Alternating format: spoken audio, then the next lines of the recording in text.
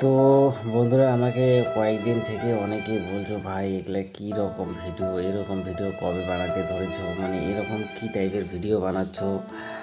তো আমি বলছি, দিদি ভাই,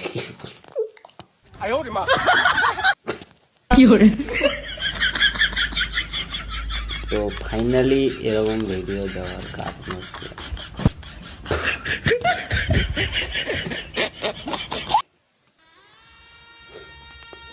তো মেনলি কথা হচ্ছে ভিডিও বানাতে গেলে নতুন নতুন কন্টেন্ট চাই।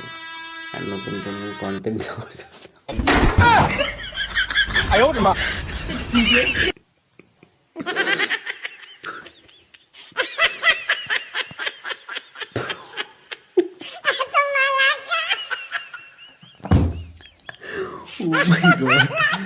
তো আমি বলবো নতুন নতুন কন্টেন্ট